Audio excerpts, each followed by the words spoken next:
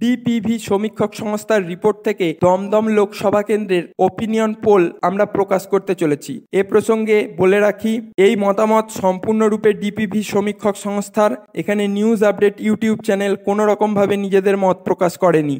সমীক্ষা শুরুর প্রথমেই আমরা দেখে নিই 2019-এ বিগত লোকসভা নির্বাচনে দমদম লোকসভা কেন্দ্রে কোন দল কত শতাংশ ভোট পেয়েছিল। 2019-এর লোকসভা নির্বাচনে দমদম লোকসভা কেন্দ্রে বিজেপি ভোট পেয়েছিল 38.6%, তৃণমূল কংগ্রেস ভোট পেয়েছিল 43% এবং সিপিআইএম এই কেন্দ্রে ভোট পেয়েছিল 14.1%। কার্যতই বিগত লোকসভা নির্বাচনে এই কেন্দ্রে জয়ী হয় তৃণমূল কংগ্রেস।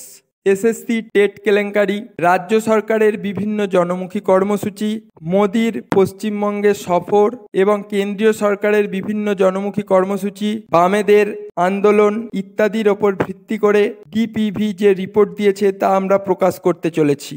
2024-এর লোকসভা নির্বাচনে দমদম লোকসভা কেন্দ্রে বিজেপি প্রার্থী করেছে বিগত দিনে তৃণমূল কংগ্রেসে থাকা এবং পরবর্তীতে দলত্যাগী শিলভদ্র দত্তকে। শিলভদ্র দত্ত তিনি তৃণমূল থেকে বিজেপিতে এসেছিলেন এবং পরবর্তীতে বিজেপি তাকে টিকিট দিয়েছিলেন। সমীক্ষার রিপোর্ট অনুযায়ী 2024-এর লোকসভা নির্বাচনে বিজেপি প্রার্থী শিলভদ্র দত্ত পেতে পারেন 34.70% ভোট।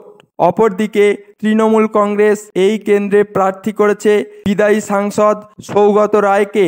তিনি সমীক্ষার রিপোর্ট অনুযায়ী পেতে পারেন 38.66% ভোট। আমরা সমীক্ষাতে রিপোর্ট অনুযায়ী সমীক্ষকরা দাবি করেছেন সৌগতবাবু যে সমস্ত সভা সমিতিগুলি করেছেন এবং রোড শোগুলি করেছেন সেগুলিতে জনমানুষের রায়ে সমীক্ষার রিপোর্ট তার দিকেই যাচ্ছে। অপরদিকে সিপিআইএমের প্রবীণ নেতা সুজন চক্রবর্তী তিনি পেতে পারেন 25.29% ভোট। তাৎপর্যপূর্ণভাবে সমীক্ষায় দেখা যাচ্ছে বিগত লোকসভা নির্বাচনের তুলনায় এবারের লোকসভা নির্বাচনে সিপিআইএমের ভোট শতাংশ প্রায় 10%-এরও বেশি বৃদ্ধি পেয়েছে। কার্যতই সমীক্ষার রিপোর্ট যা বলছে, দমদম লোকসভা কেন্দ্রে 2024-এর লোকসভা নির্বাচনে সম্ভাব্য জয়ী হতে পারেন তৃণমূল কংগ্রেস প্রার্থী সৌগত রায়।